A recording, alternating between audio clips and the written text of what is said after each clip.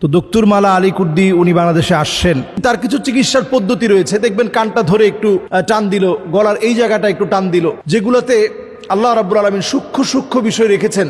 স্নায়ুতন্ত্রের এই জায়গাগুলোতে যখন তিনি স্পর্শ করেন এবং বোবা তার জিহ্বাটা ধরে খুব হালকা করে সে আলতো করে টান দিচ্ছে এবং কোরআনুল কারীমের আয়াত তেলাওয়াত করতেছে। দক্তুর মালা আলী কুর্দি, ওনার সাথে আমার কথা হয়েছে ফোনে, হোয়াটসঅ্যাপে ওনার সাথে আমার কথা হয়েছে। এটা হচ্ছে ওনার হোয়াটসঅ্যাপ নাম্বার। এই হোয়াটসঅ্যাপ নাম্বারে সরাসরি উনি কথা বলেন এবং উনি নিজে আমার একটা ভয়েস শুনে তিনি ভয়েস দিয়েছেন এবং সেখানে উনি পরিষ্কারভাবে কথা বলেছেন যে হ্যাঁ, বাংলাদেশে উনি আসবেন, বাংলাদেশে আসার প্রতি ওনার আগ্রহ রয়েছে। তো এটা আরও আগেই আমি ওনাকে অফার করেছিলাম যে বাংলাদেশে আসলে এমন ব্যক্তি আছে যিনি 100 কোটি টাকা খরচ হলেও ওনাকে দিয়ে বিশাল একটা ইউনিভার্সিটি করবে এবং বিশাল একটা চিকিৎসালয় করবে, যেটা এমন একটা মেডিকেল হবে যেটা তিব্বুন নাবাবী, নবী সাল্লাল্লাহু আলাইহি সাল্লামের চিকিৎসা পদ্ধতির উপরে প্রতিষ্ঠিত থাকবে। আপনারা নিশ্চয়ই ভিডিওতে দেখে থাকবেন, তিনি খুবই চমৎকার করে কোরআনুল কারীমের তেলাওয়াত করতে থাকেন।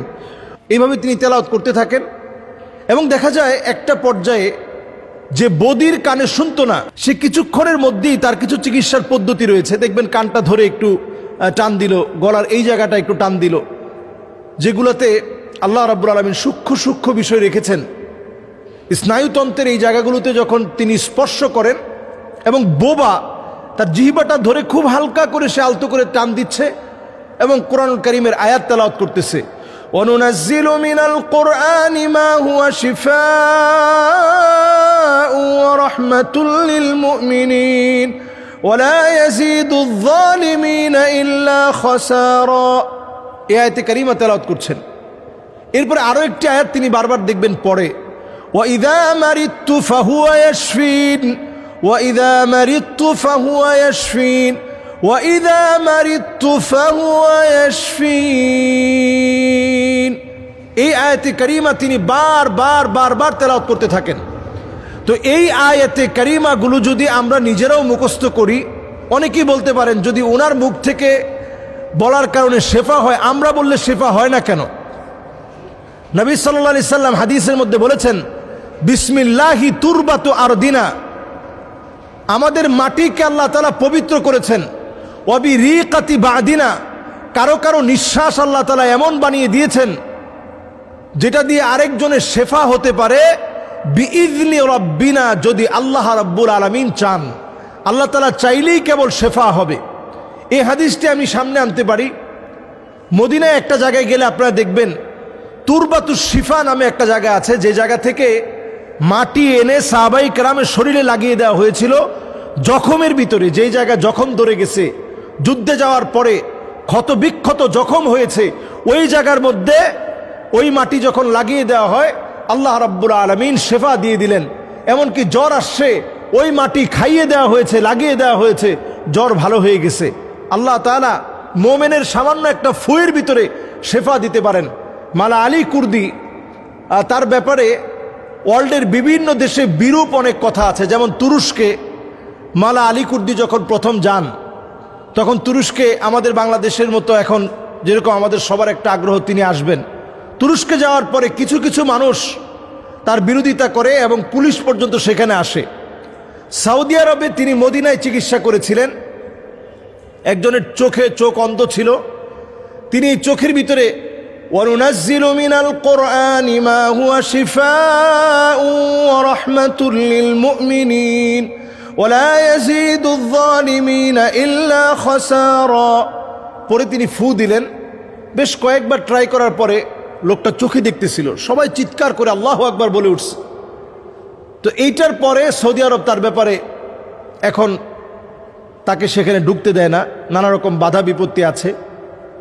বিভিন্ন দেশে, তার নিজের দেশ ইরাকের কুর্দিস্তানে তিনি থাকতেন, সেখানেও ওনার ব্যাপারে অনেক ঝামেলা করা হয়েছে। তবে এই লোকটা তিনি কিন্তু কোনো টাকার বিনিময়ে কোনো কাজ করেন না, তিনি বিনামূল্যেই এই যে ঝেড়ে দেওয়া অথবা এই ফুগুলো দিয়ে দেওয়া, তিনি বিনামূল্যে এটা করে থাকেন।